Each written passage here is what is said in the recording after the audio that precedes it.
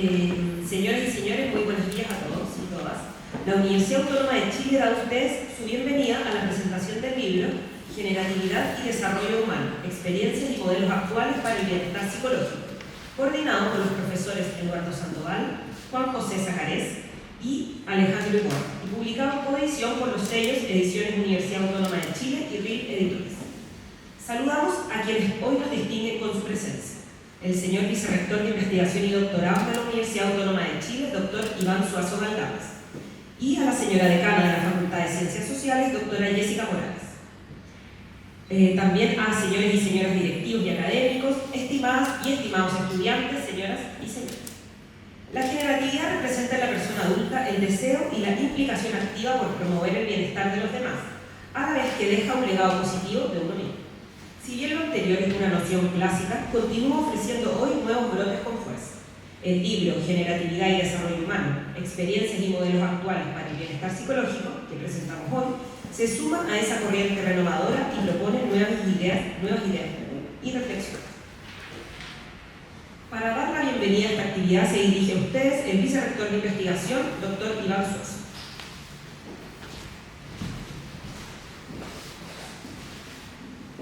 Muy buenos días a todas y a todos. Les doy la bienvenida a la Casa Autónoma, nuestro centro de extensión, calificado como museo de interés nacional. Y estamos aquí para el lanzamiento de un libro del profesor Eduardo Sandoval sobre un tema que es muy relevante para nuestra sociedad, que tiene que ver con el fondo de cómo nos relacionamos y cómo nos debemos relacionar en una sociedad cada vez más conflictuada, cada vez más tensionada por el bombardeo de información, muchas veces información falsa, que soluciones como esta o abordajes como este nos invitan a reflexionar sobre las maneras en que los seres humanos, en cuanto a personas, debemos interactuar. Este libro se enmarca dentro de una línea de trabajo de nuestra editorial, Ediciones Universidad Autónoma de Chile. Les quiero contar que estamos muy orgullosos. Somos en este momento la segunda editorial universitaria en Chile. En cuanto a número de volúmenes publicados, está la editorial de la Universidad Católica y está la nuestra en segundo lugar. Y eso es porque la universidad está fomentando la publicación de libros que se ponen a disposición de la sociedad. Es una filosofía. Acá nuestros libros son de acceso abierto. Significa que las personas pueden descargarlos, pueden compartir con una licencia que es Creative Commons, lo que permite que las personas lo usen legalmente. Uno descarga muchas veces cosas de la red y no siempre está respetando los derechos de autores. En este caso, la universidad promueve el acceso abierto a todos sus contenidos y eso es parte de lo que nosotros entendemos como transferencia. Nosotros entendemos que la universidad tiene una misión que es crear conocimiento y ponerlo a disposición de la sociedad. Este libro está dentro de esa filosofía, ¿cierto? Y se hace en conjunto con una editorial nacional que es la editorial RIL, ¿cierto? Que también le da un alcance latinoamericano, iberoamericano en realidad, porque está presente este libro en distintas formas para acceder a él en toda Iberoamérica, España, Portugal y también en los países de América Latina. Yo quiero felicitar al doctor Sandoval por su fecunda productividad científica que se ve plasmada en este libro. El libro cuenta con colaboraciones muy relevantes. La investigación, la ciencia se hace en colaboración, eso también es muy importante para nosotros. Les doy las gracias por estar acá y espero que disfrutemos del libro. Muchas gracias. Gracias por sus palabras, vicerrector. Aprovecho de dar un aviso. Pueden visitar nuestra página ediciones.uautonoma.cl y ahí van a poder descargar no solo el libro que estamos presentando hoy, sino también conocer nuestro catálogo y poder descargar todos los libros que tenemos publicados. Cerrando eso, vamos a comenzar con la presentación del libro. Queremos saludar a la doctora Jessica Morales, quien es decana de la Facultad de Ciencias Sociales de la Universidad Autónoma de Chile, a la doctora Verónica Saldías, de la Universidad Metropolitana de Ciencias de la Educación, y al autor, por supuesto, Eduardo Sandoval Tovar. Modera la mesa la doctora Mónica Barrientos, investigadora de la Universidad Autónoma de Chile. Por favor.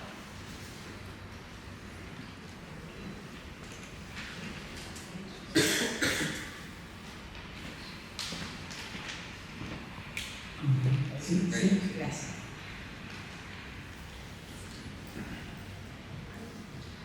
Bueno, muy buenos días, estimadas y estimados sectores de investigación, estimados directores que nos acompañan hoy día.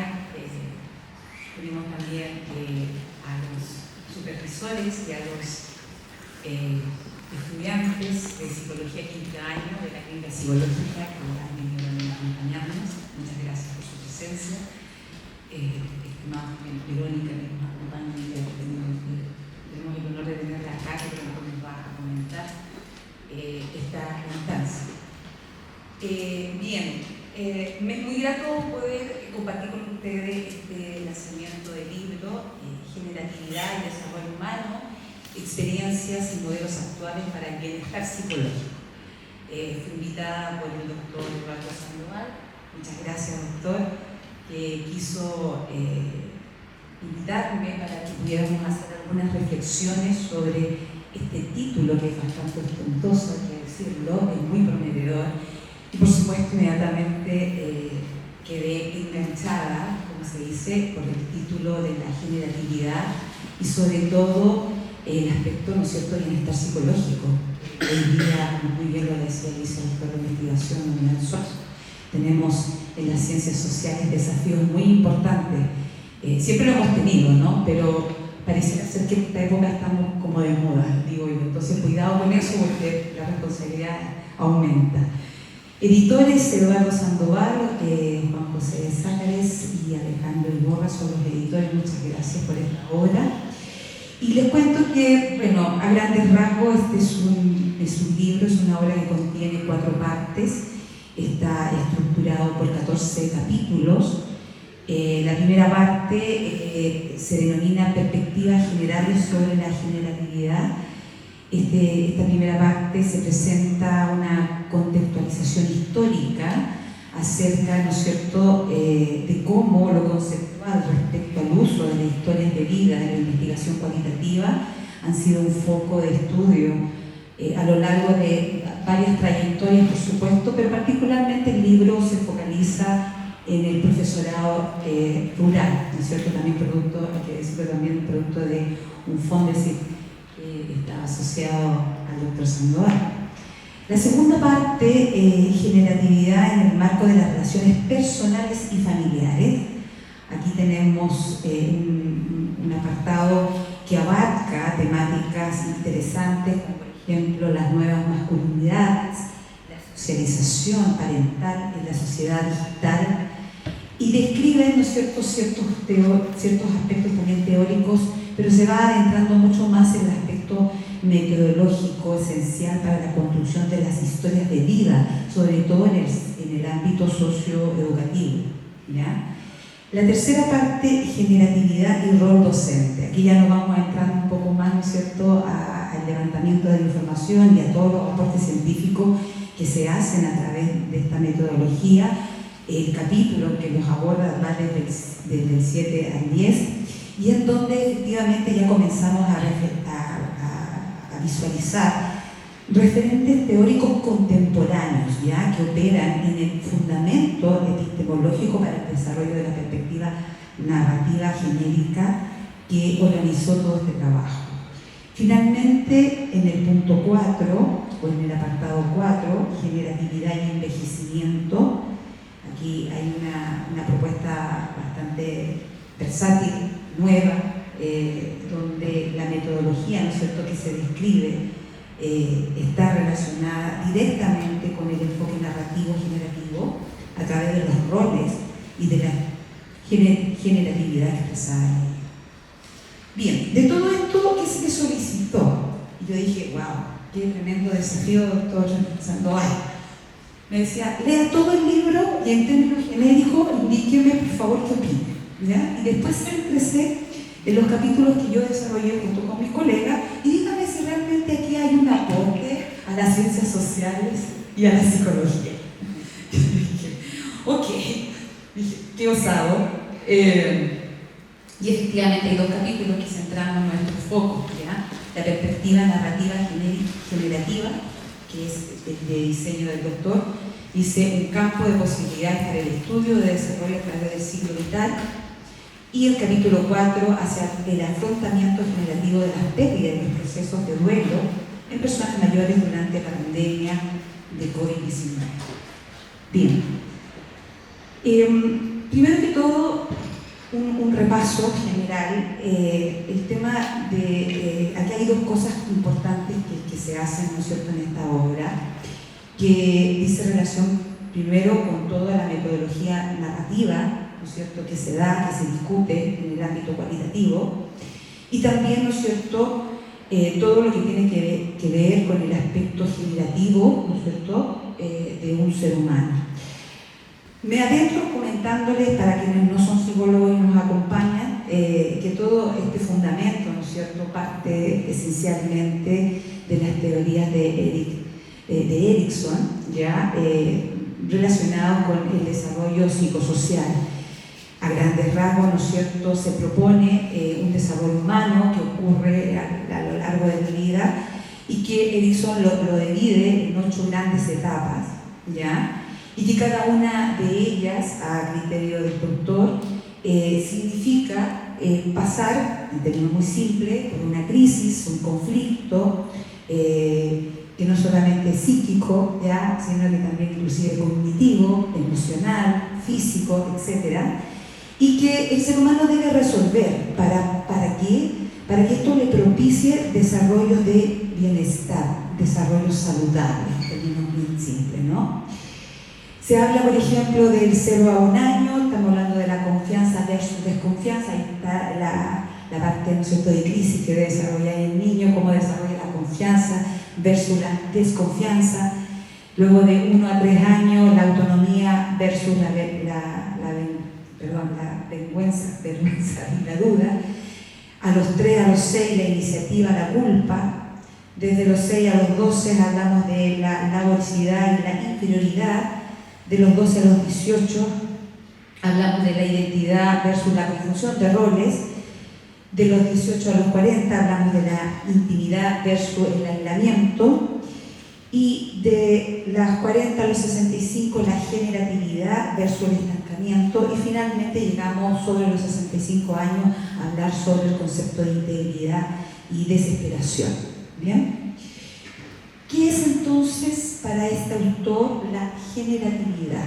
¿De dónde se extrae y por qué la importancia también que le dan acá los doctores a esta etapa de la vida, 40 a 65 años?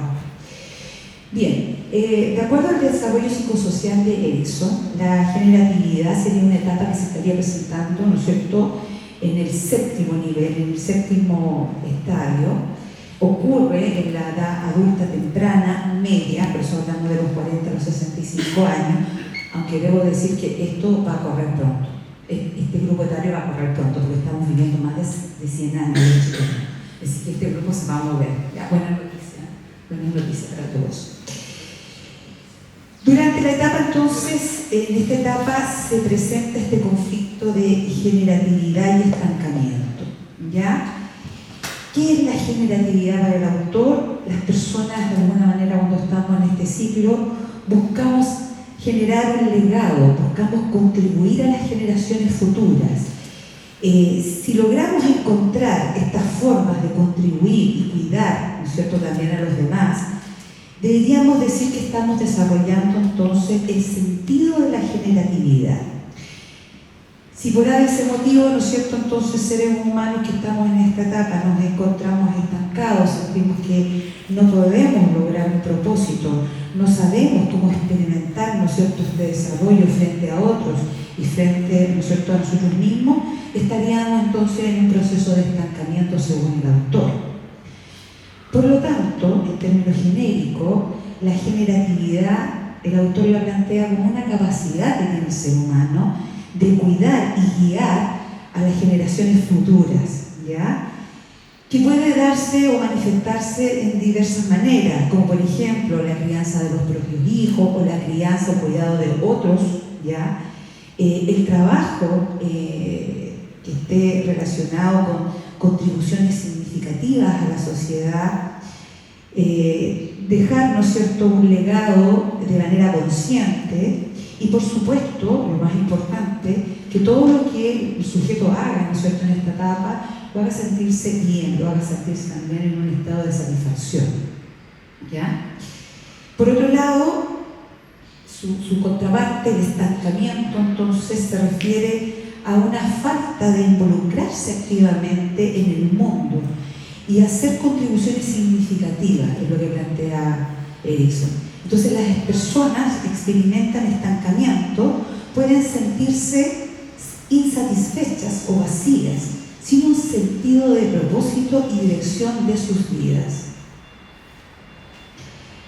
Erikson indica que la resolución exitosa de la crisis jerarquidad implica encontrar un equilibrio entre el cuidado de los demás, y aquí viene quizás lo más interesante y lo más hermoso, el cuidado con uno mismo, ¿ya?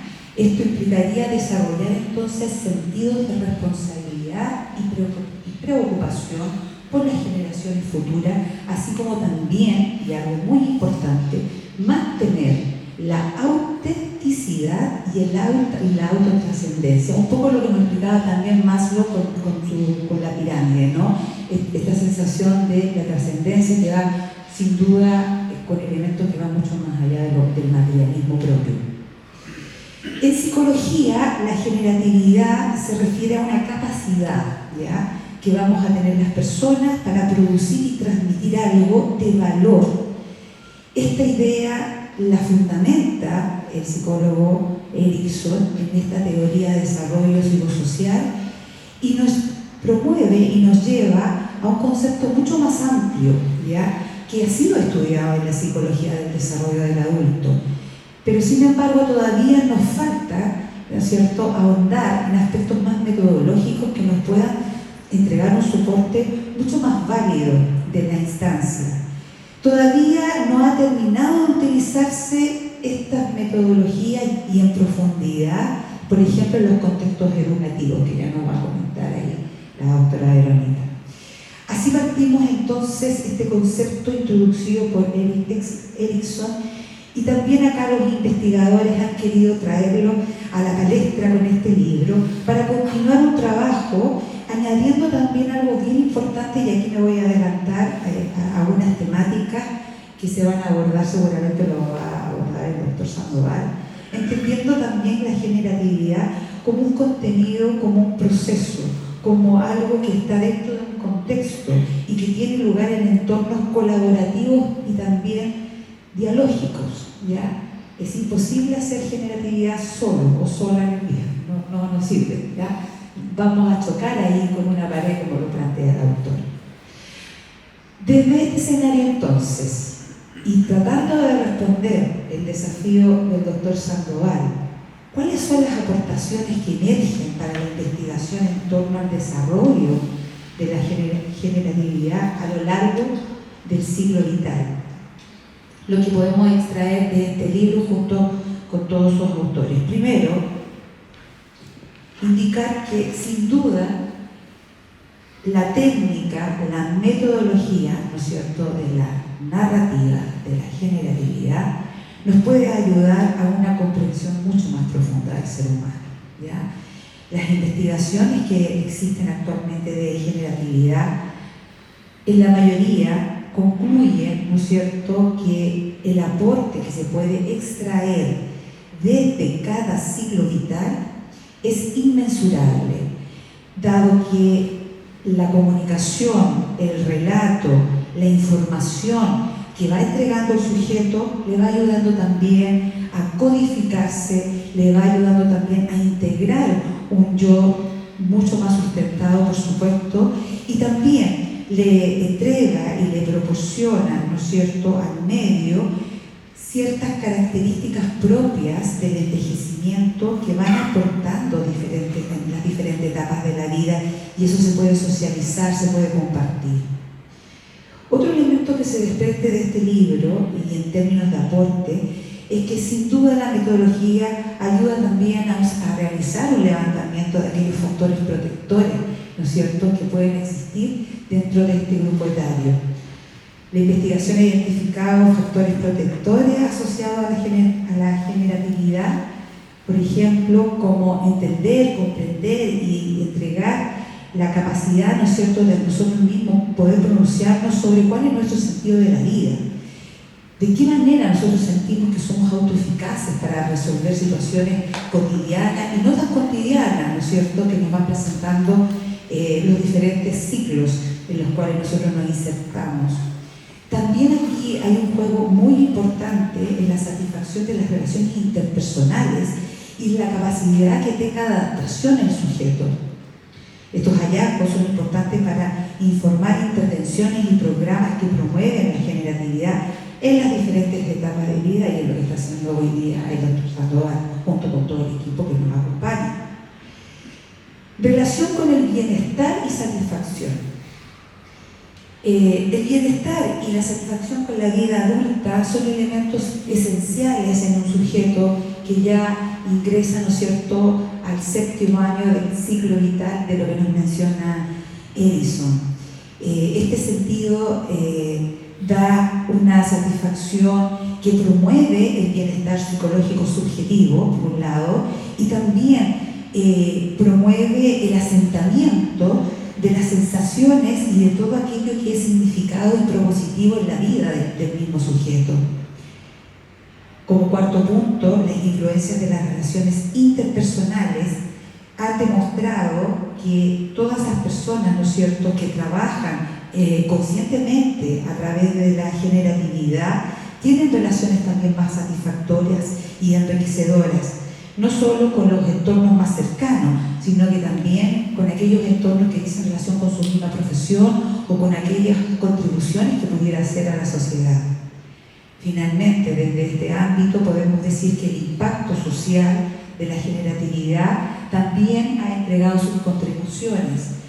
Las personas generativas, y aquí hago el paréntesis porque me fue inevitable pensar en el engagement, me fue inevitable pensar en la automotivación, me fue inevitable pensar en la psicología positiva y en todos estos cambios de paradigma que hoy día estamos sufriendo. Queridos colegas que están ahí, los de clínica me están diciendo que sí, en todos los cambios que estamos hoy día sufriendo, ¿no?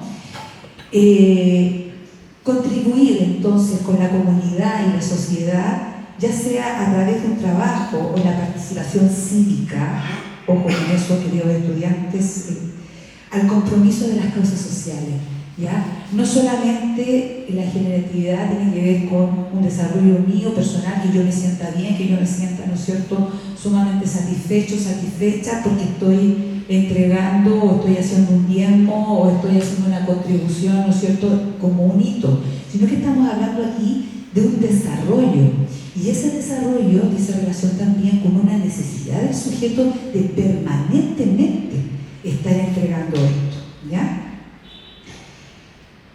Desafíos para la psicología. Aquí, doctor Sandoval, me costó harto, perdón, quiero hacer un paréntesis, doctor Sandoval, hacer una infidelidad. También quiero comentarle que esto lo comentamos con otros doctores, y uno de los doctores también fue Miguel Gatita, el director de la carrera de psicología, que compartimos su libro y estuvimos también haciendo algunos pimponeos, ¿ya? Importante.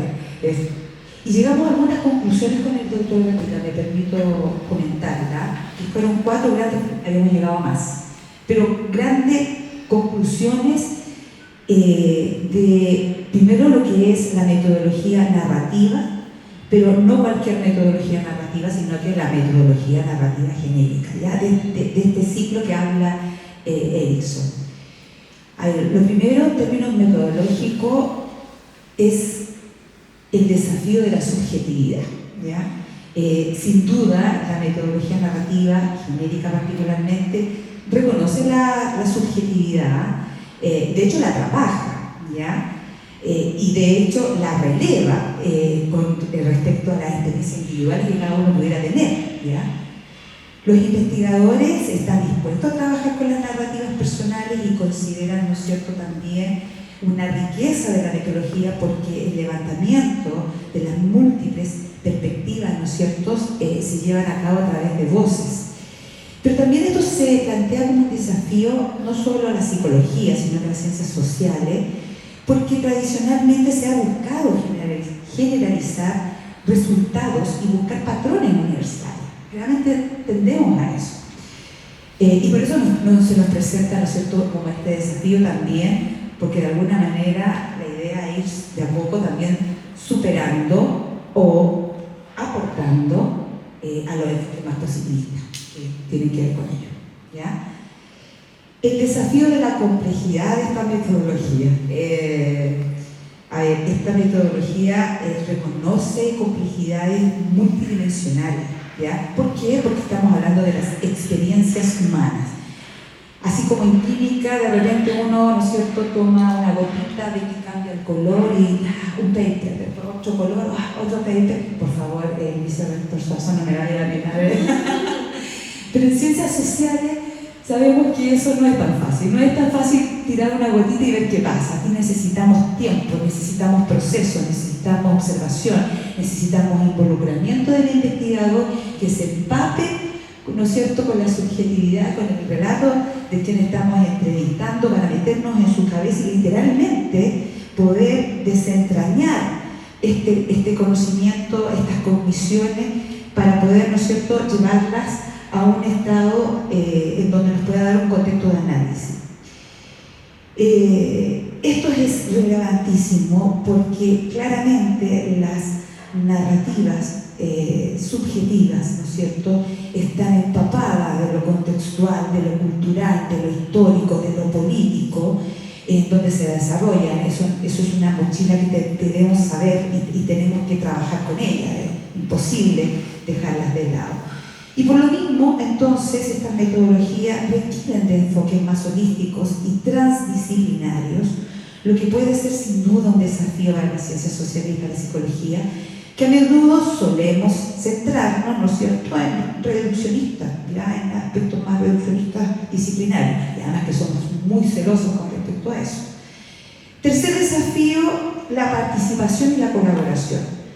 La metodología narrativa generativa enfatiza la importancia de la participación y la colaboración entre investigadores y participantes, uno también de los grandes focos del doctor Sandoval, que lo releva mucho en el libro, de la importancia, ¿no es cierto?, de este involucramiento, que implica entonces que estas dos personas que están en una etapa de investigación puedan tener temas de estudios hasta la interpretación de los mismos resultados, ¿ya? Esto puede requerir un cambio en la dinámica tradicional de la investigación, en donde los investigadores a menudo tienen el control y toman decisiones unilaterales. A menudo, por favor, que no se malinterpreten, pero suele pasarnos, ¿ya? Y finalmente, y algo muy importante, aquí se nos presenta un desafío ético. Esta metodología, la metodología narrativa generativa, plantea desafíos éticos desde el punto de vista de cómo poder, ¿no es cierto?, hacer una representación única, exclusiva, libre, literal, transparente, de los diálogos que se están pronunciando. Aquí también hay un tema no menor, porque cuando como investigador nos sumergimos, ¿no es cierto?, en la cabeza de nuestros participantes en estos casos, cuánto de aquello es mío, como decimos en psicología, y cuánto de lo que me están diciendo es realmente del otro, cómo yo me empiezo a involucrar en ese diálogo, en esa construcción, en esa narrativa, y cuánto yo también de acá voy desprendiendo de mis propias narrativas personales, ¿ya? Por lo tanto, la reflexión sobre quién tiene el poder de narrar y cómo se representan las voces y las experiencias de los participantes, va a ser un elemento muy importante y relevante a considerar, dado que las implicancias éticas podrían estar inclusive sin darnos cuenta como investigadores en aspectos en donde estamos poniendo quizás elementos más nuestros que del mismo, ¿no es cierto?, narrador, sin dejar de lado, por supuesto, elementos como la confidencialidad y la privacidad, que sabemos, ¿no es cierto?, en psicología y en ciencias sociales que son temas que ni siquiera los vamos a abordar porque definitivamente no se transan y tampoco se negocian. En síntesis, esta obra, este libro, generada por los autores que aquí nos acompañan, vienen a entregarnos metodologías, vienen a entregarnos una mirada nueva también acerca de las narrativas y sobre todo vienen a entregarnos también una tremenda responsabilidad en esta etapa de siglo vital que habla Erikson, con la comprensión del desarrollo humano, con la identificación de los factores protectores, con la relación que tiene, ¿no es cierto?, el bienestar y la satisfacción y también la influencia interpersonal. Aspectos que nos quedan a nosotros por trabajar, por mejorar, ¿no es cierto?, como desafíos, superar la subjetividad, también entender que es una complejidad metodológica que requiere de mucha experticia y trabajo, por ende. Hay un desafío acerca de la participación y la colaboración que se pueda tener, ¿no es cierto?, frente a este tipo de metodología, y algo muy importante, los aspectos éticos que nunca deben ser relegados a un tercer ni a un cuarto margen, porque gracias a ellos tenemos nuestras ciencias sociales. Muchas gracias.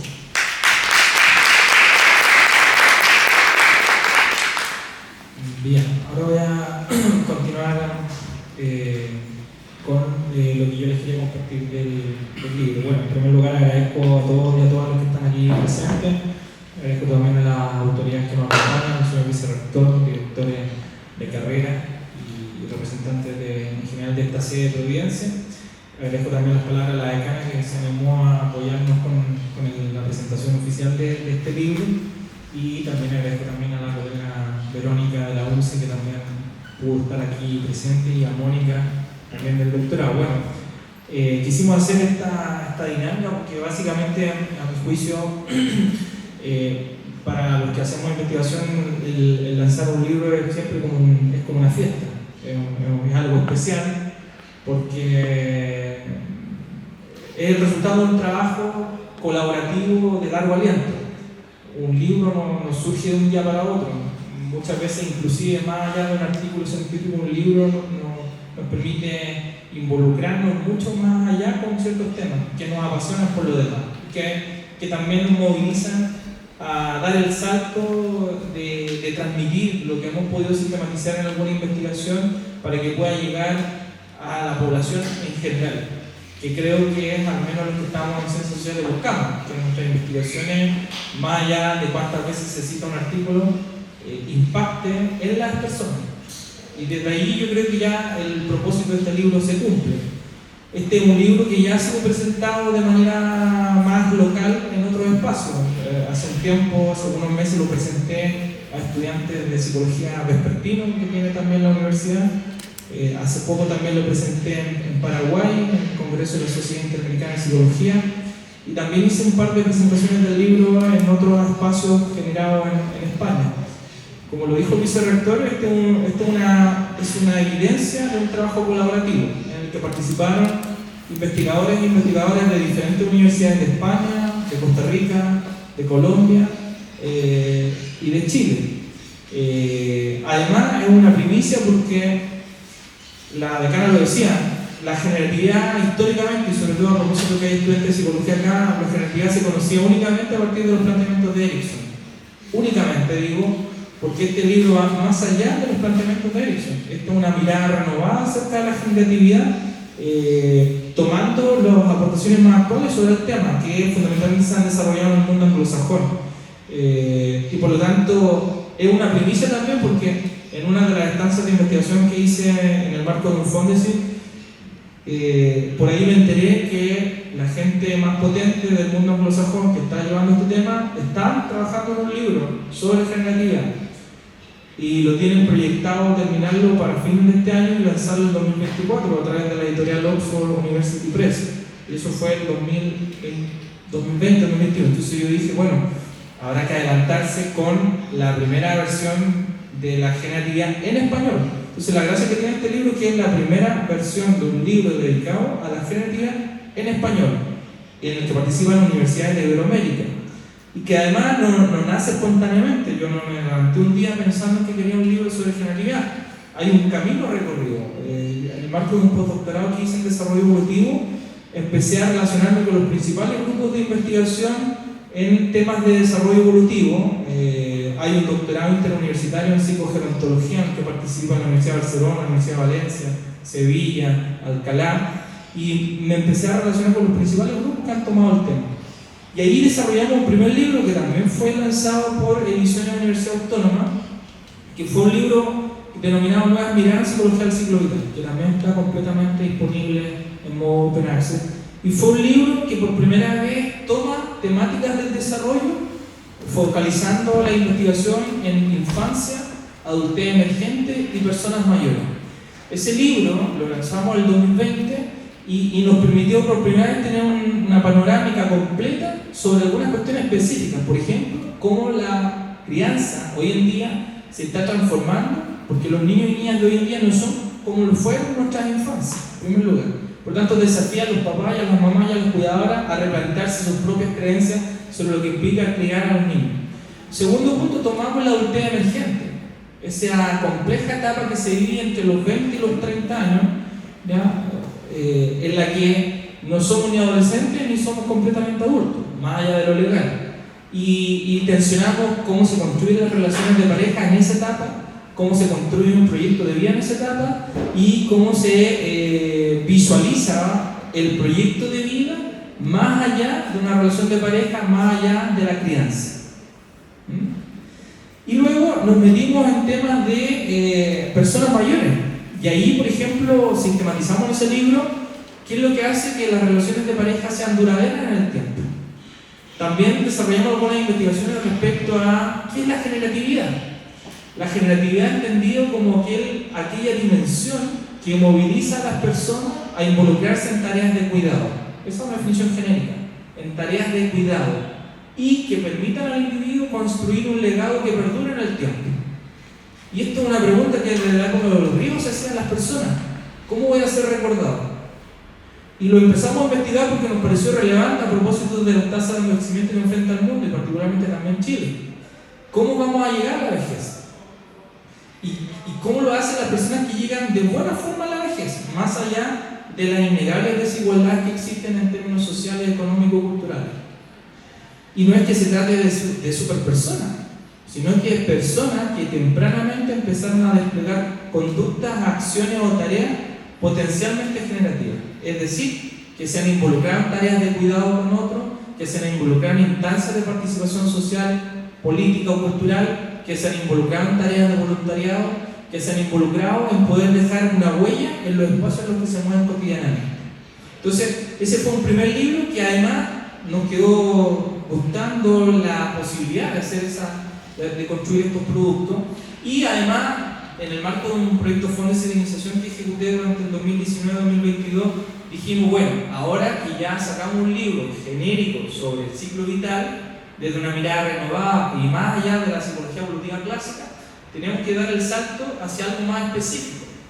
Y ese es el resultado de este libro bonito que ven, que todo tiene un sentido. O sea, los colores tienen un sentido, las manos, ustedes ven manos que representan distintas generaciones, ven un árbol que también representa la vida desde las raíces, las características del suelo, y si uno lo ve en términos metafóricos, uno sabe lo que pasa cuando un árbol lo cuida, lo riega y lo protege versus una planta que no lo riega, no lo cuida ni lo protege. Cómo llega y cómo su desarrollo. Lo mismo lo extrapolamos, ¿ya? El cuidar, la tarea de cuidar a otro, efectivamente, según la evidencia científica, asegura al menos una serie de condiciones que permiten que ese individuo experimente mayores niveles de bienestar psicológico. Ahora, ¿por qué un libro sobre generatividad? No porque suene bonito, sino porque en definitiva la generatividad siempre representa un deseo, un interés de promover el bienestar en otros y en otras. Algo que en la sociedad en la que nos movemos resulta bastante raro.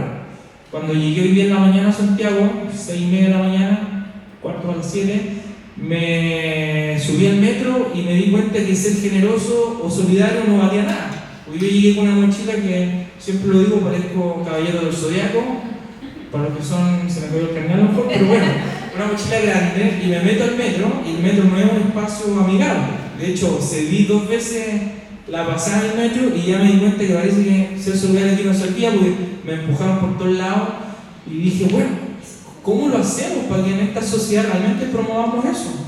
El bienestar de otro, el involucrarnos en acciones que prometan, que aseguren el bienestar.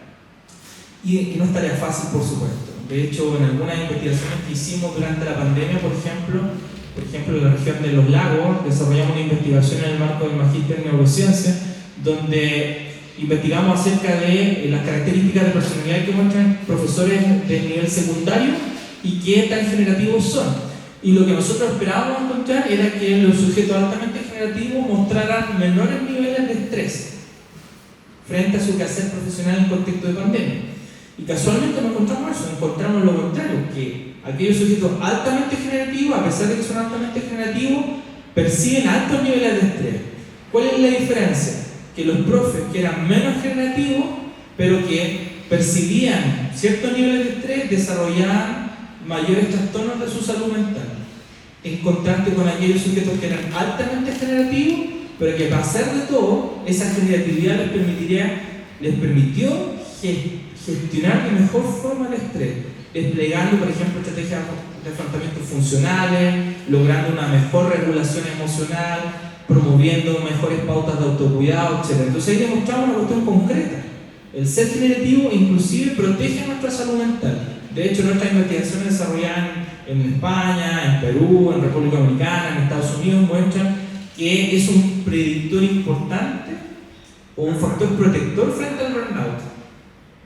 ¿En qué profesiones se ha investigado? En carreras de la salud y en carreras de la educación.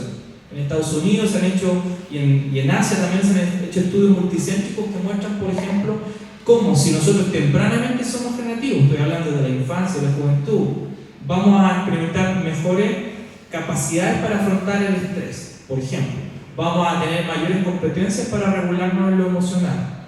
Y por lo tanto, aquellos que abrazamos carreras que demandan un compromiso con el otro, la salud, la educación, vamos a poder estar mucho más protegidos frente a esas tareas. Ahora, ¿por qué un libro sobre generatividad? También porque ha resultado, sobre la base de la evidencia científica, convertirse en un constructo que atraviesa todo el ciclo vital. O sea, la generatividad la podemos ver en cómo los padres y madres afrontan la crianza y qué es lo que le transmiten a ese hijo o hija. Ha resultado ser un factor interesante en el desarrollo de la personalidad en adolescentes, por ejemplo. Otra investigación que también publicamos, una tesis de pregrado hace algún tiempo. ¿Cómo se benefician los estudiantes de pregrado que se involucran en actividades de voluntariado? ¿Nos hace bien o no? Efectivamente demostramos que aquellos estudiantes de pregrado que se involucran tempranamente en actividades de voluntariado diversas, fundamentalmente en el caso de la Araucanía, trabajaban con migrantes, con niños en situación de vulneración de derechos y con personas mayores. Esos eran los 3 grupos de voluntarios que se involucraban. Lograban, por ejemplo, una mejor apropiación de los contenidos en su formación inicial. Lograban mejores habilidades a la hora de la entrevista clínica. Lograban desarrollar habilidades sociales potentes y relevantes a la hora de interactuar con grupos complejos. Entonces ahí demostramos otra evidencia concreta respecto a cómo el voluntariado, como una actividad potencialmente generativa, beneficia su desarrollo personal y profesional. Lo mismo hicimos una investigación que centramos en estudiantes de pedagogía. ¿Por qué un profesor decide estudiar esa carrera? Sabiendo que probablemente muchos le dirán es mal pagada, lo va a pasar mal, te va a estresar, te va a enfermar. Bueno, otra investigación nos permitió explorar desde el punto de vista sociohistórico qué elementos de la infancia y de la adolescencia de ese joven influyeron en que abrazara la vocación docente. ¿Qué aspectos que también yo abordé en un proyecto FONDES en 3 regiones de Chile? Nos encontramos elementos en común. La existencia de una figura, un docente, un educador que marcó positivamente su vida y que le transmitió valores, saberes y experiencias más allá de lo meramente cognitivo e instrumental. Segundo, le transmitieron la importancia de dejar una huella en los lugares donde se desenvuelve. Aspecto que como universidad también nos lleva a reflexionar e inclusive a transformarlo en un sello. Algo de eso ya también hay en la universidad, por ejemplo, a través del aprendizaje servicio. Algo también hay, específicamente en la región de la Araucanía, con unos colegas que están promoviendo el voluntariado tempranamente en la universidad y que de alguna manera nos permite generar procesos de formación que tengan un impacto social. La generatividad, y en tercer lugar, la generatividad se instala como un constructo paraguas. ¿Por qué? Porque abraza una serie de roles, acciones y tareas diversas. Ya lo dije, algunas de ellas, el voluntariado. Otro componente que hemos estado investigando desde el punto de vista organizacional, el mentorazgo. Esa acción en la que un experto le tiene que enseñar a otro a hacer una determinada tarea con un alto nivel de logro. Conviene ser únicamente un tecnócrata y decirle, mira, esto es lo que tú tienes que hacer, paso A, B, C, D y listo, y me desentiendo. No, pareciera ser que los mentores y mentoras desarrollan un conjunto de habilidades, de estrategias de regulación emocional, de gestión de sus habilidades sociales que les permiten realmente transmitir un saber, dejando una huella positiva en ese individuo. Y hoy en día, en tiempos en los que las políticas públicas muchas veces carecen de eso, pareciera ser que también es una lista que podemos empezar a mirar. Otro cúmulo de investigaciones que hemos desarrollado de manera muy amplia tiene que ver con la participación social y política, que en personas mayores se ha asociado como un factor protector del bienestar psicológico. Hay muchas investigaciones que también hemos podido sistematizar, por ejemplo, relacionándolo con la capacidad funcional.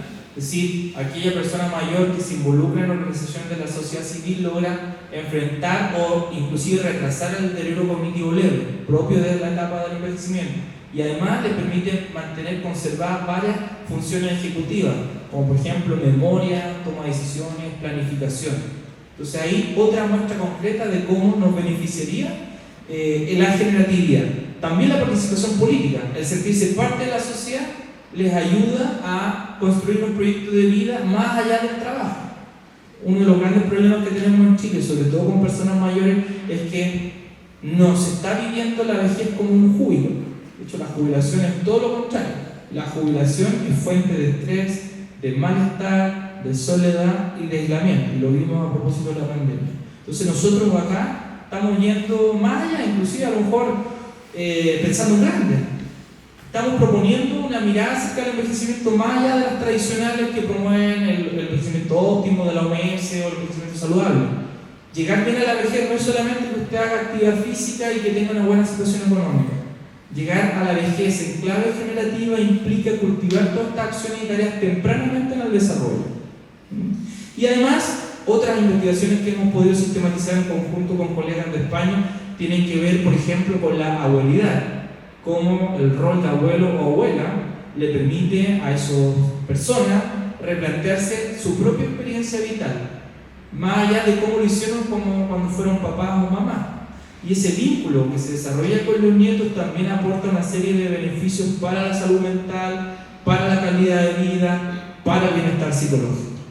Y por lo tanto, nos permite esta obra que se presenta y que por lo demás tiene el plus de reunir investigaciones todas llevadas a cabo en Iberoamérica en el marco de proyectos nacionales o internacionales, pero que transmiten su saber y experiencia de una manera simple, atractiva y amena. Eso es lo que esperamos que se logre con este libro. Nos permite decir que hay una nueva manera o hay nuevas posibilidades para entender el proceso de envejecimiento.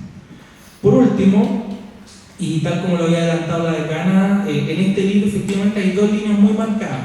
La primera es el rol que tiene la generatividad en la función docente, básicamente en estudiantes secundarios, en profesores rurales, en profesores exitosos y en profesores que ejercen roles de liderazgo de participación social en distintas regiones del país. Y lo segundo, muy marcado también, cómo la generatividad impacta en la forma en la que entendemos el envejecimiento. Y, por lo tanto, cómo aporta una serie de elementos, de acciones, de roles y tareas que promueven el bienestar psicológico, que promueven el autodesarrollo y que promueven, en definitiva, una mirada mucho más optimista acerca de cómo entendemos el envejecimiento. ¿Ya? Bueno, no quiero alargarme más allá. Otro de los plus que yo quizás destacaría en este libro, que por ejemplo hace poco publicamos una revisión sistemática en una revista española, donde quisimos hacer el ejercicio de cuáles son los correlatos neurobiológicos que sustentarían la generatividad. revisamos artículos indexados en la Web of Science, en Scopus, en PubMed, y básicamente de más de 115 artículos que se revisaron, únicamente 2 artículos muestran un desarrollo incipiente en esta línea. Y si ustedes buscan en Google, no hay ningún libro en español dedicado a la generatividad. Por lo tanto, ya de por sí creemos que ahí hemos dado un batacazo, al menos para los que nos apasiona el desarrollo evolutivo, porque estamos haciendo ruido en esta temática. Y estamos además trabajando en colaboración con los principales grupos de investigación en Iberoamérica que están tomando este tema. Así que bueno, eso es lo que yo les quería compartir. En lo personal, hay 4 capítulos de este libro que yo construí. Uno que tiene que ver netamente con cómo podemos estudiar la generatividad desde la perspectiva cualitativa a través de las historias de vida. El capítulo 4, donde desarrollamos y sistematizamos algunos datos respecto a cómo la generatividad se transforma en un mecanismo de afrontamiento funcional de la pandemia en personas mayores, autovalentes.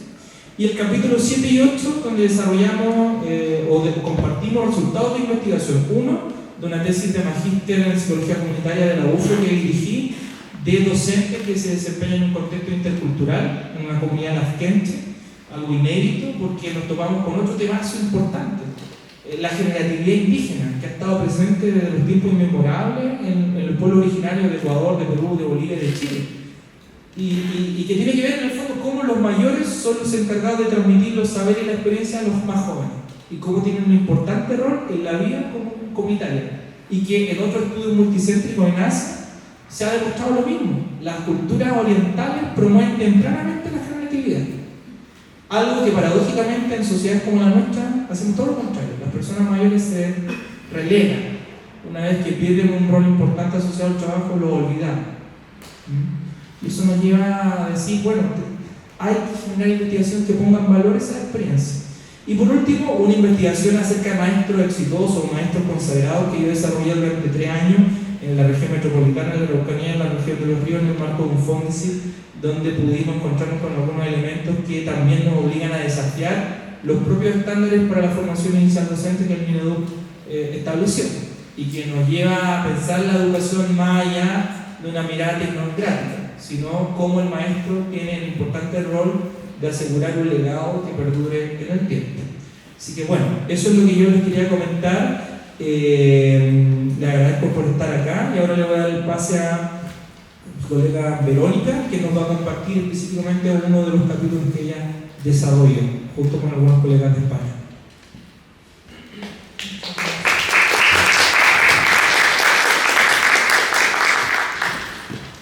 Muchas gracias por la invitación. Quiero partir justamente que uno lo deja para el final, esto del agradecimiento a Eduardo Sandoval, por supuesto, a la universidad, el nuevo compañero, colega que me invitó a participar en este lanzamiento. Quiero agradecer también al doctor Alejandro Iborra, Boyer, español, es un profesor, también es psicólogo, es un amigo muy valioso y muy generoso. Él tuvo la paciencia, la insistencia, la generosidad de rescatar algo que habíamos venido haciendo en la Universidad Central en la carrera de educación básica, que tiene que ver con los ritos. Nosotros lo invitamos, lo conocimos, participó de los ritos que teníamos instalados en esa carrera y de alguna manera me devuelvo también a Luis Alfredo, que es la otra persona que quiero agradecer, que lo agradeció en el capítulo que hicimos, que en el fondo fue mi compañero de vida, también un gran maestro, y la verdad es que en paz descanse donde esté, creo que está presente en este capítulo también. Como decía la decana, hay 4 partes en este libro y el capítulo 10 es el capítulo en el que yo participé, que se llama La ritualización de la jubilación docente como ejemplo del potencial generativo. La generatividad para nosotros, educadores, es bastante desconocida. Yo ya lo compartí con mis colegas, llamó mucho la atención el libro, porque justamente yo estaba en un proceso de poder presentar y proponer algunas cosas distintas en nuestra carrera. Ya les voy a contar de eso, quiero adentrarme un poquito en el capítulo, bien general para no spoilear, hicimos un estudio de caso con 4 docentes, 2 hombres y 2 mujeres, que no jubilaron y no tenían ningún tipo de ceremonia o ritual. Y tomamos a 2 también profesores como casos de contraste, donde a ellos sí se les hizo un ritual, digamos, de despedida. Le hicimos una primera entrevista y luego de 4 años hicimos una segunda. Este estudio era sobre las estrategias de construcción de narrativas vitales entre los profesores que eran más o menos generativos. Y lo que encontramos era que interiormente lo que ellos relatan es que se siente una felicidad muy grande, un regocijo o una tristeza en el otro polo, digamos.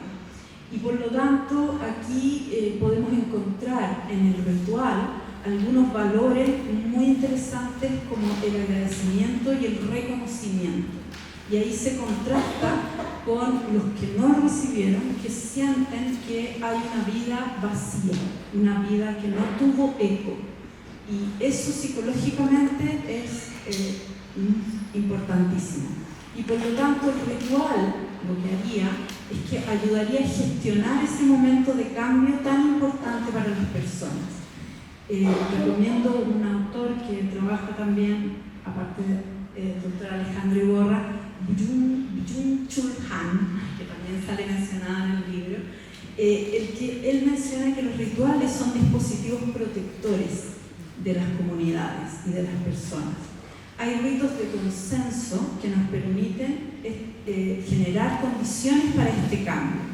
Y el ritual lo que hace es amplificar la conciencia de los participantes gracias a la intensidad emocional que ellos viven. Entonces es bien interesante la línea que se abre a través de la ritualidad. A mí me llamó mucho la atención, como lo señalaba la decana también, esta implicación activa para promover el bienestar de otros. Y en la carrera de educación, como señala Eduardo también, está muy presente esa intención, ¿cierto?, de dejar este legado más positivo de uno mismo, ¿ya? Y ¿cómo se va haciendo? Me gustó mucho una metáfora simbólica que es ampliamente utilizada en el término de la generatividad, que se considera un regalo. Y ese regalo expresa y define mucho a quien hace el regalo, como también contribuye al beneficio y bienestar del otro. Y cuando se ofrece este regalo, deja de estar en posesión de la persona que lo ha creado, ¿cierto?, y adopta su propio carácter. Y entonces tiene un uso particular en la persona que lo ha recibido.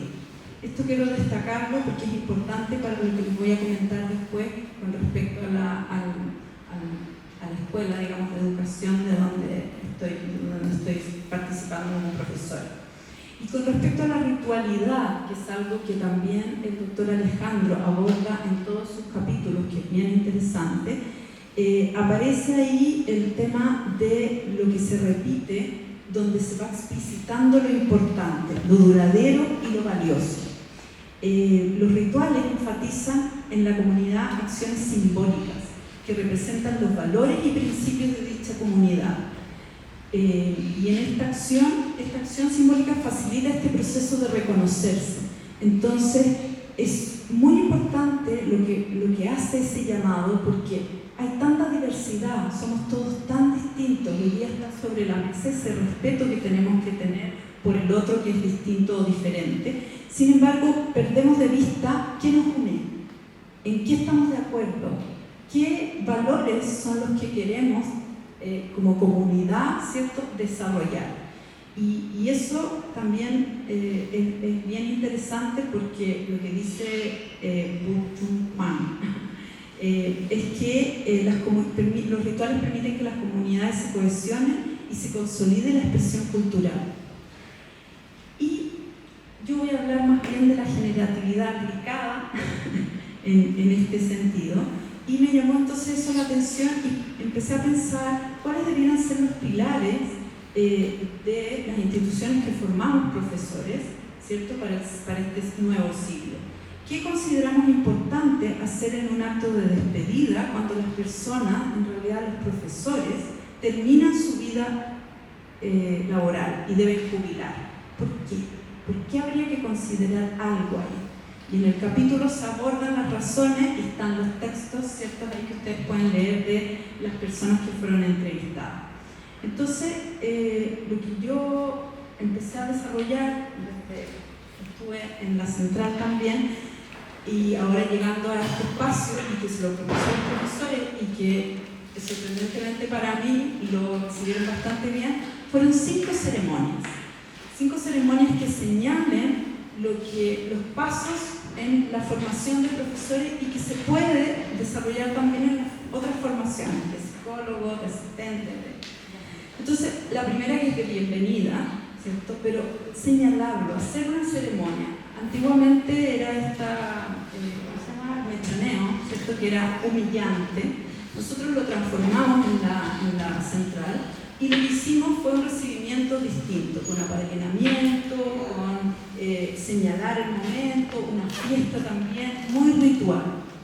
Y eso a mí me interesa ponerlo dentro del currículum. Entonces, que uno de las asignaturas de primer año, al final del primer año, en diciembre, pueda organizar esta bienvenida para el siguiente año. Entonces, la idea es que nosotros tenemos 5 cursos en la carrera y por lo tanto pensé en 5 ceremonias. La idea es que cada nivel realice una ceremonia para otro y reciba también una ceremonia, pensando en esto, ¿cierto?, del regalo y de la generatividad. Una segunda tiene que ver con nuestro, ¿cómo se llama? Ropa de trabajo, que es el delantal. Entonces, una ceremonia de investidura, que eso se hace en segundo año cuando ellos llevan a su práctica.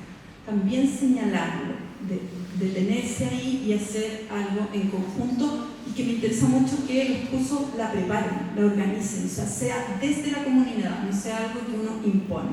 Por otro lado, un poco más adelante, una ceremonia de la semilla, otra ceremonia en este segundo semestre que tiene que ver con el maestro del juego, que los profesores deberíamos ser eso, y por lo tanto ahí también ahora la vamos a construir y va a ser la primera que hacemos en octubre, ya tenemos nuestra semana del profesor, por lo tanto iniciaría esa celebración. Y la última es una ceremonia de velas, que la idea es ponerle un nombre también distinto, y que tiene que ver cuando las personas ya terminan su carrera, que en general se titulan mucho después, o la ceremonia de titulación no es inmediatamente, entonces uno se va. Le decía a la decana que es como cuando uno entrega la memoria, ¿cierto?, de título, a todos nos ha pasado, uno la va a dejar con la secretaria y es como, y nadie me va a decir nada más que firmar. Uno la entrega después de haber votado a la familia, trabajado hasta altas horas, es un trabajo absolutamente demandante que todos conocen, y no pasa nada. Tú lo entregas y váyanse para la casa, la llamaremos. Entonces, esas cosas fueron dando vuelta. Y por supuesto que, pensando en el capítulo en el que participé, me queda una sexta ceremonia, que esa está ahí en desarrollo todavía, que tiene que ver y que podría llamarse ceremonia del agradecimiento, que también debiera estar instalada para los profesores que jubilan, y que se haga un gesto. Es un gesto que no implica mayor complicación, pero que para las personas, y ustedes lo van a ver en el libro, a los que entrevistamos, realmente les queda en su alma. Incluso creo que puede potenciar la generatividad de esas personas cuando terminan y cuando sienten que su labor dejó huella, que fue reconocida, que hay un eco en lo que ellos hacen. Así que lo voy a invitar también, voy a estar contando, espero también poder escribir algo con Alejandro sobre esta ceremonia, y ojalá que alguien sea generativo aquí y también haga una propuesta en este sentido, porque los ritos creo que están muy olvidados y me parece que es importante rescatarlos. Así que muchas gracias.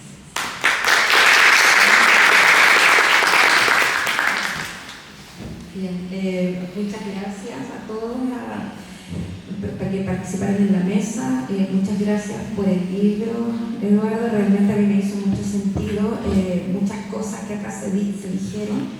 Un poco como para tomar la parte final de la presentadora, sí, efectivamente las ritualidades son importantes. Nosotros también podríamos compartir experiencias entre la Universidad Autónoma y la experiencia que tú has tenido. También tenemos rituales muy importantes, sobre todo en la carrera de educación, donde tenemos una investidura en principio de año, donde los estudiantes ponen su delantal, con su chapita, con su identificación. Después tenemos la investidura de la práctica profesional, donde también se invita a la comunidad, a la familia, y bueno, también la defensa, que no es algo así como tan llegar y entregar su tesis, sino que también se acompaña con los padres, hay todo o los familiares más cercanos, hay todo un rito muy, muy bonito y muy importante.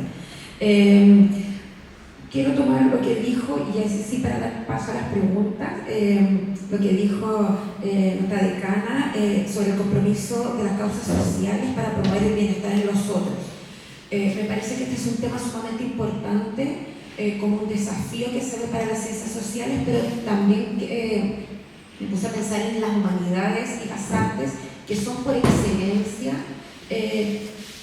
resultados generativos en sí mismos, porque están hechos precisamente para compartirse. Ahí a lo mejor habría un tema interesante que después se podría conversar, pero me parece que en todo este listado que se dio del voluntariado, el mentorazgo, la participación política, la humanidad, las artes y las humanidades también son un elemento importante para precisamente como un compromiso cultural.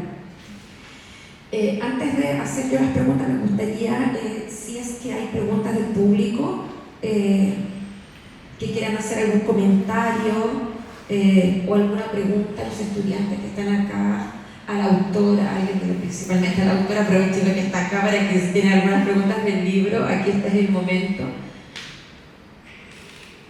O alguien de la mesa. No, bien, voy a iniciar yo entonces el diálogo. Me gustaría preguntar, ya que estábamos hablando de los rituales y que también lo abordó la decana Jessica, también lo abordó Eduardo y lo mostró más explícitamente Verónica, sobre los símbolos comunitarios y la generatividad. Ya hablé, yo algo puse aquí como el tema de las artes. No sé, me gustaría que a lo mejor pudiéramos conversar sobre este tema. ¿Cuál es la importancia o qué símbolos? Incluso estábamos comentando, también yo soy una defensora de los rituales, me parece que son elementos sumamente importantes para los pasos, los pasos en los ciclos vitales. ¿Qué símbolos comunitarios o culturales son importantes o que vemos ahora en la actualidad en lo que nosotros llamamos acá, que definió Eduardo, la generatividad? Bueno, a ver, desde el punto de vista de la psicología del ciclo vital, los rituales aportan identidad a las personas, nos permiten echar raíces, nos permiten conectarnos con otros, favorecen el bienestar. Por lo tanto, a mí me parece que lo que tenemos que seguir haciendo es sistematizar qué tipos de rituales son los que aportan bienestar psicológico a las personas. Algo que siempre me han preguntado es: oiga, entonces la generatividad aporta puras cosas buenas al desarrollo, deberíamos ser todos generativos.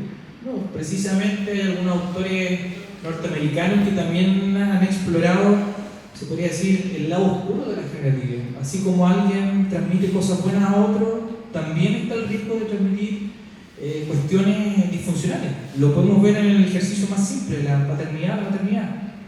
Los papás, las mamás, los cuidadores también incurrimos en ciertos riesgos de transmitirle prácticas, relaciones o modos de entender la vida que son absolutamente disfuncionales para los niños.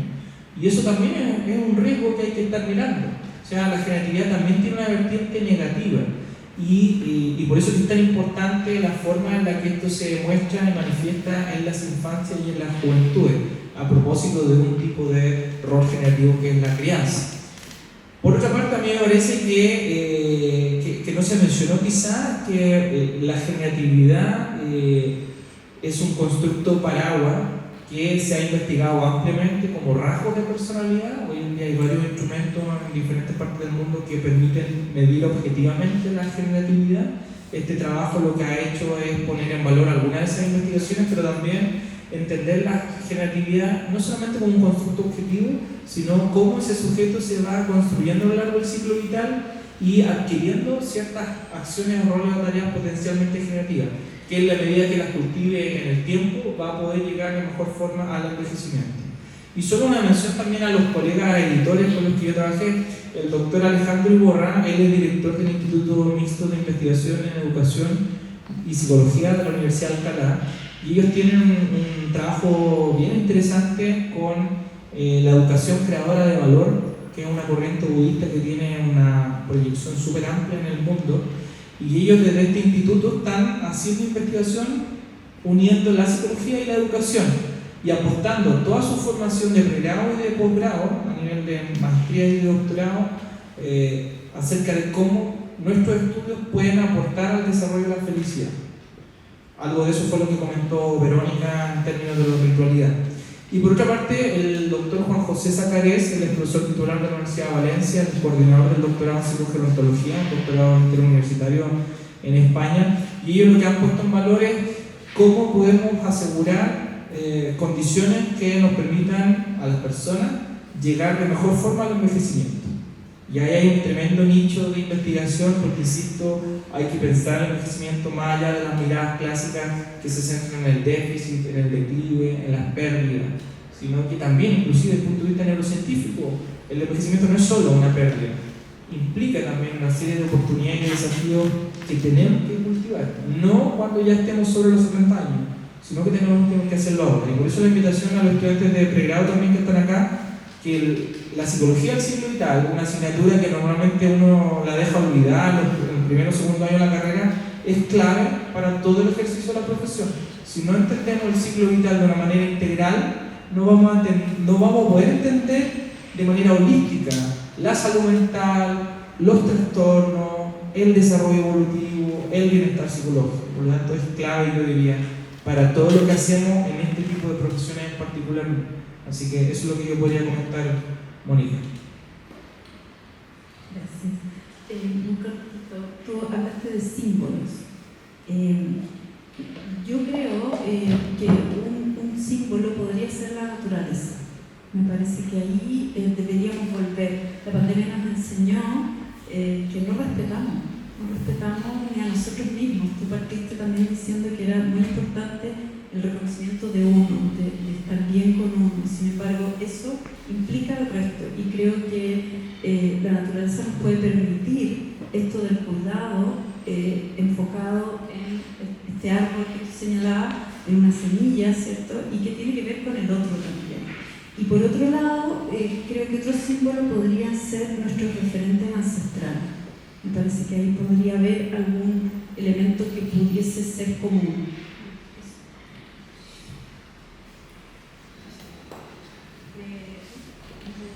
¿Puedo hacer un comentario? ¿Se escucha bien, cierto? Bueno, darle las gracias por habernos invitado. Para nosotros es muy interesante y para también, chicas, precisamente porque son temas que hemos estado hablando. Así que obviamente libremos el libro. No le vamos a preguntar a ninguno, porque algunos son de la escuela antigua, no es del libro. Sí. Me parece súper interesante porque son temas incluso que les van a ayudar a ellos para sus proyectos. Me parece que lo de los rituales está espectacular, sobre todo porque la pandemia dejó muy en evidencia, a propósito del proceso vital, el tema de no poder despedirse, el tema de cómo entendemos en Chile la muerte, pensando en otros países de Latinoamérica que es una fiesta, es un agradecimiento. Acá hay todo un tema muy lúgubre. Así que nos dan ideas también para la clínica de hacer rituales. Tuvimos una escuela en donde sí se hacían harto y se daba harto valor a los rituales. Así que me parece súper bueno como para implementarlo. Muy reactiva la creatividad. Tengo una duda que me surge, bueno, una que va a ser súper interesante, que salió el otro día también, a propósito de que no conocemos todavía cifras actuales de cómo la pandemia, que obviamente no fue positiva, todos creíamos que iba a haber pero no fue positiva. En psicología se ha visto mucho, digamos, estamos a tope en todo. Los chicos lo están viendo, tenemos que hacer filtros, en donde lo que está pasando es que los niños, niñas y adolescentes están en medio y tenemos a los padres por un lado y a los colegios por el otro, literalmente, aunque suene feo, peleándose, claro, y en donde nadie se quiere hacer cargo y tenemos que recurrir como a recordarles convenciones, leyes y todo lo que estamos hablando ahora como para poder proteger y que los casos no queden dando vuelta en el aire. Y ahí también el compromiso con la comunidad. Y lo que le hablábamos a los chicos también es que se ha perdido el concepto como de la atención primaria, porque es el concepto real de comunidad. Por eso ahora, si tú le preguntas a los jóvenes en qué participas tú en actividades como que ayuden a tu comunidad, ¿de qué comunidad estás hablando? O sea, yo de hecho le pregunté a los chicos, oye, ¿cuáles son sus grupos de estudio? No, en general no teníamos grupos de estudio porque con la pandemia, entonces se han perdido muchas cosas y le decimos que la psicología está cambiando. Y queremos también mostrarles a ellos, por ejemplo, la psicología positiva, el trabajo desde la teoría de trauma, entonces desde ahí son otros modelos de trabajo totalmente distintos. Si este concepto que me parece muy interesante, como yo lo pensaría en la resiliencia, algunos autores plantean no todos van a lograr ser resilientes. Quizás nos vamos a topar con eso, o es como decían ustedes, como esa parte oscura del concepto que también va a aparecer. No sé si... Sí, bueno, gracias por los comentarios. Perdón, le pregunto porque creo que de este libro, y si se puede, como tú dices, seguir haciendo investigaciones, van a ser tremendos resultados que nos van a aportar mucho a nosotros como para tener bases a nivel de como cuando tengamos las conversaciones con los colegios, que les vamos a tener. Sí, totalmente de acuerdo con su comentario. De hecho, por ejemplo, el capítulo 4 se titula Hace un afrontamiento generativo de las pérdidas y los procesos de duelo en personas mayores. Había sido una caracterización desde la clave generativa acerca de cómo las personas mayores podrían afrontar los procesos de duelo que dejó la pandemia a propósito de la interrupción de los rituales y sobre la mirada clásica del duelo, por ejemplo, de Kubler y Ross, cómo podemos pensar esos procesos y las pérdidas, que no son solamente pérdidas de vida humana, pérdidas materiales, físicas, de toda índole, que van a seguir ocurriendo a propósito de la emergencia climática. La generatividad nos aporta ciertas luces para entender y afrontar funcionalmente esas situaciones, esos procesos de crisis.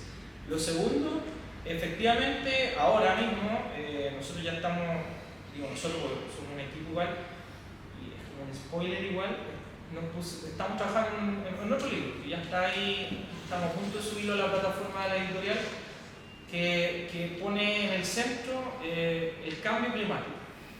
Y qué acciones podemos poner en valor para afrontar esa situación. Y lo estamos abordando desde diferentes disciplinas, desde la más dura, ¿cierto?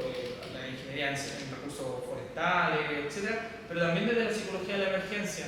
Y hay capítulos de Colombia, de Argentina, de Paraguay, de Chile, donde un conjunto de investigadores nos pusimos a pensar el cambio climático en clave generativa. Esperamos que ese libro sea aprobado por la edición. Absolutamente necesario, porque eso lo estamos viendo en la consulta, ¿verdad? Como una variable más, como para explicarle a la gente por qué se siente como se siente. Exactamente. Y el otro gran tema, a propósito de los rituales y de la muerte, nos estamos enfrentando hoy en día, que es lo que nos toca ahora hacer como cuidar a nuestro colegas,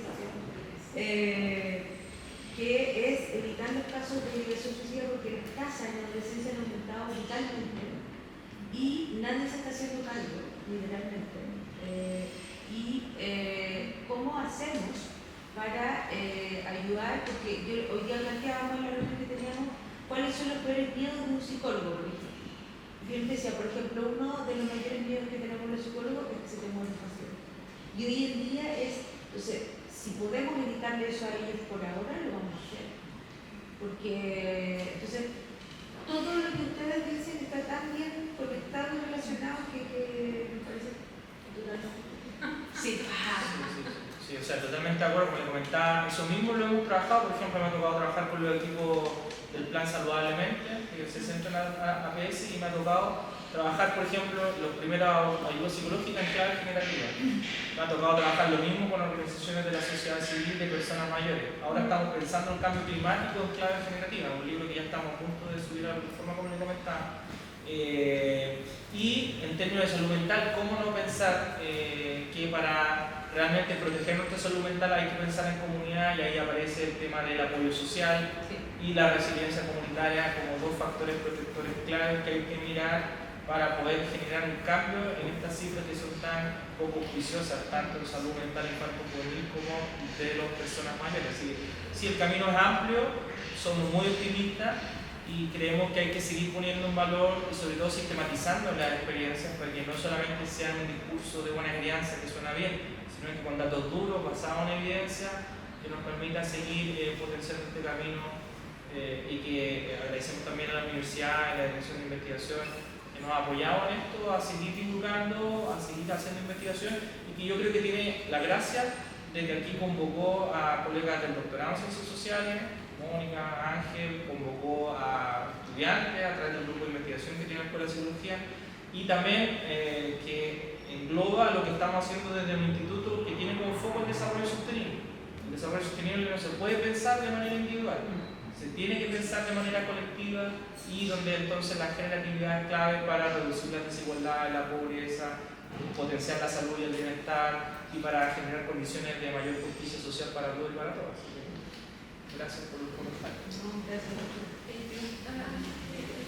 creo que es fundamental la institución que tiene que ver con generar comunidad, con que aprendamos a hacer eso, porque los estudiantes se sintieron, todos pensaron que, y muchos se quedaron protegidos detrás del computador, ¿cierto? En la casa no queriendo salir, y por lo tanto el hacer una comunidad, el generar esa identidad también dentro de las comunidades en las que participamos, creo que por ahí podríamos empezar a ampliar y a llamar también, porque desde las microcomunidades creo que esto del cambio climático también puede generar ideas, puede generar propuestas en mi entorno más cercano, y desde ahí también este cambio de chip de las ideas suicidas, ¿cierto? Que en el fondo es porque ¿qué más se puede hacer frente a todo lo que hemos visto ya? Entonces creo que ahí en ese microcosmos se podría generar una cosa que pienso. La pregunta. Más que hacer una pregunta, quería como comentar un poco desde lo que he visto yo como estudiante de todas formas, y de lo que hemos, como, primero en lo personal como proyecto de tesis, y ahora como practicante dentro de la propia clínica. Lo primero es esto de los rituales, que me hizo mucho sentido, también uno lo que dijo Cecilia, que es la misma charla y directamente el mismo libro, sería de gran utilidad precisamente para la clínica, porque en algunos de los casos que estamos tratando vemos que hay mucho como esto de no sentirse perteneciente a una comunidad, y precisamente también la falta de rituales, como más allá como de premio, también como de cierre de ciertos ciclos o de ciertas situaciones que han vivido. De hecho, como escuchándolos hablar, precisamente se me han venido muchas ideas a la cabeza para tratar los casos que estoy viendo ahora mismo. Sí. Eso como por parte, en tanto a los rituales, en tanto a lo de la generatividad directamente, como pensamos un poco así bien rápido en tanto a mi proyecto de tesis, que tenía que ver precisamente con adultez emergente, en el que si bien la muestra no fue muy grande, de todas formas había mucha falta de generatividad. Y también mencionaba lo que nos pueden traspasar nuestros padres, tanto positivo como negativamente, en toda la muestra que sacamos, que insisto, no era como grande, no se puede generalizar con ella, pero sí se veía mucho que no había un aprendizaje positivo desde los padres, pero no se perdía la generatividad. Me va a fijar todo el rato la palabra.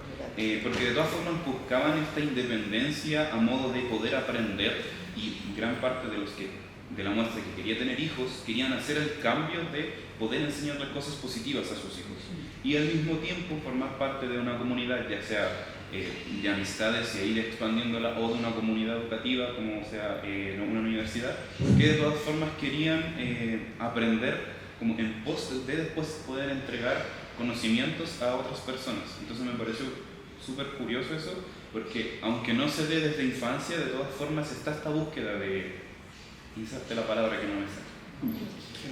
Ese era como el comentario que...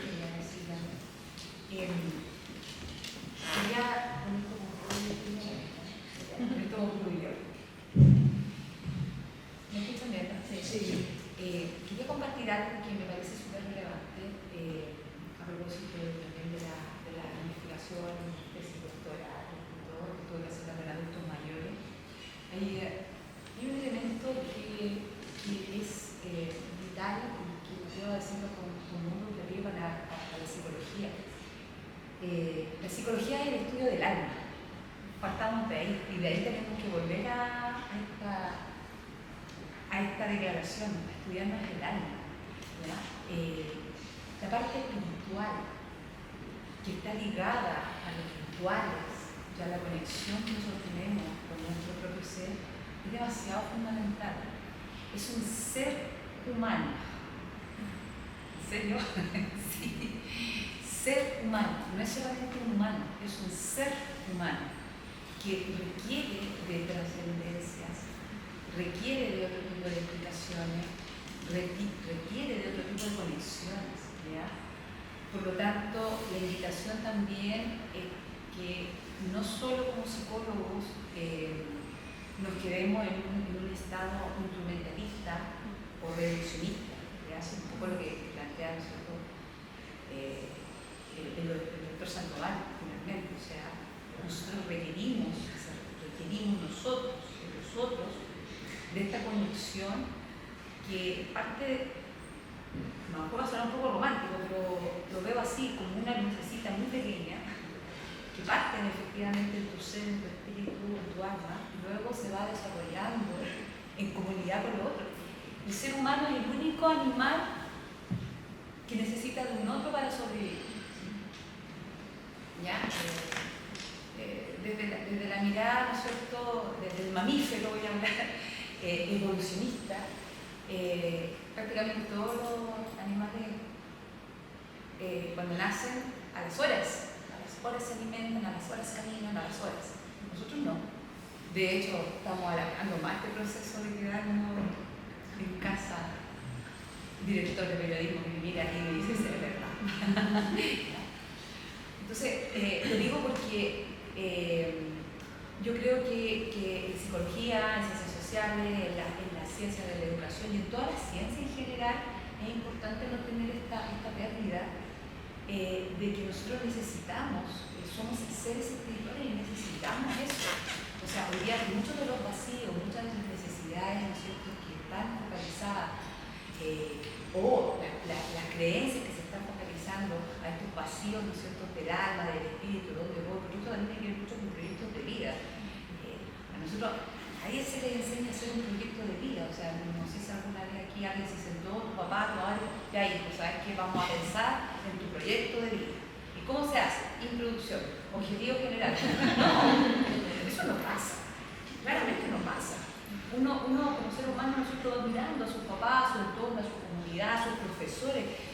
¿Cuántos muchos de nosotros tenemos ejemplos de profesores nuestros, que a lo mejor nos fueron directamente nuestros papás, que te quedó marcado? Bueno, todo eso en las ciencias de la mente hoy día se está volviendo a ser vigente.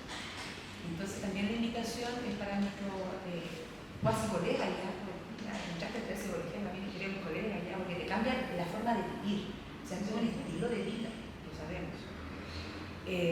Tenemos que volver a eso, tenemos que buscar volver a la esencia nuestra, porque eso también es lo que nos va a ayudar a potenciar la agilidad, nos va a potenciar el encuentro con el otro, nos va a potenciar a buscar esta inquietud, ¿no es cierto?, de buscar nuestro proyecto, ayudar al otro a que se sume. Si se dan cuenta, todas estas cosas que estamos hablando tienen que ver con sumatorias, son energía más tu energía más la mía que se potencian y hacen cosas. Es así. Entonces quería indicar que, con esto no pude comunicar, que me pasó algo muy, muy increíble a propósito iría agregando acá, que va con la línea de lo que nos indica el doctor Sandoval. Cuando nosotros entrevistábamos al adulto mayor que estaba prácticamente en ese umbral, en esa parte donde ya se sabe, ¿no es cierto?, que a lo mejor mañana o pasado no voy a abrir mis ojitos, esa parte, los cuidadores y las personas que están al lado, ¿no es cierto?, es fundamental entregar estos apoyos que van mucho más allá de la conversación. Inclusive muchos adultos mayores nos pedían que les leyéramos los salmos y que conjuntamente con ellos hiciéramos un análisis del salmo. ¿Qué significa el Salmo 91? ¿Qué significa el Salmo 82? O sea, nos pedían eso. ¿Y por qué quieres saber esto? Porque lo necesito, porque mi alma me lo está pidiendo ahora. Y era una cuestión sumamente importante para los estudiantes que estaban ahí, para todos los que estábamos ahí, porque es un ser humano que le está diciendo que necesita conectarse con su espíritu, con su alma y con lo que trasciende. Por lo tanto, creo que era muy ad hoc, doctor Sandoval, que usted, gracias por su invitación, me hizo recordar también todas estas cosas y quería sumarme a esta invitación que usted está haciendo hoy en esta tarde y felicitarlo a usted y a todos los colegas por este trabajo que sabemos que es, no es el primero, ya como el tercero, de otros más que yo. Es decir, que es. Sí. Muchas gracias.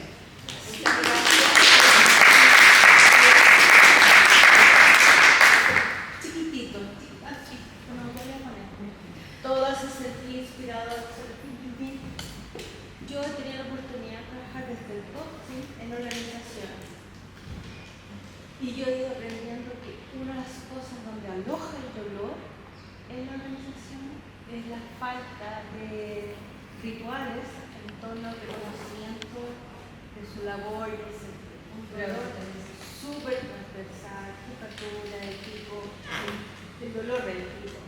Y eso siempre debe ser recurso humano, es gratis, ritual, premiar, el reconocimiento.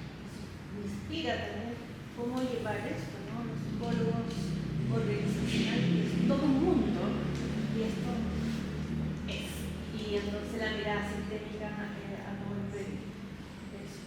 Más que importante agradecer, ser muy agradecido de lo que hay, hacer una ceremonia del agradecimiento, independiente de cuál haya sido la trayectoria. Dejaste 30 años, 40 años de tu vida ahí, mal, bien, más o menos, pero lo diste entero. Entonces, ser agradecido creo que también es un valor que podemos estar de acuerdo en ese valor. Hay muchas cosas en las que no, pero ahí me parece, y eso también genera más en el alma o en la cabeza. Sí, solo para cerrar, que yo siempre digo a los estudiantes que, en general, a los grupos con los que me toca trabajar, que uno no tiene que esperar el ocaso de su vida para preguntarse cuál es el legado que dejó. O sea, el legado lo construimos día a día, por lo tanto, y yo fui scout más de 25 años, nunca uno deja de ser scout, la verdad, pero uno siempre le inculca es tratar de dejar o hacer la buena acción diaria y dejar el mundo un poco mejor de cómo nos portamos, como lo decía Ben Pablo. Por lo tanto, yo siempre le digo eso a los grupos con los que trabajo. Cuando se acuesta al final del día, pregúntese si dejó algo positivo en alguien, en su hijo, en su hija, en su esposa, en su colega. Y si no pudo hoy día, intente hacerlo mañana. Y trate de involucrarse en acciones o tareas que le permitan lograr eso. El hacerle bien a otro se devuelve el doble en uno mismo. Por lo tanto, eso es lo que falta, yo creo, hoy en día en nuestra sociedad. Comprometerse no solamente con el éxito personal y alcanzar la cima, sino que y llegar solo. Eso es lo más triste, además, llegar solo arriba. No, lo importante es que al final del día sentir que hiciste algo bueno por alguien. Yo creo que eso no tiene precio y el mejor legado que uno puede dejar en la tierra. Esa es la invitación que yo creo que les hago a través de este libro.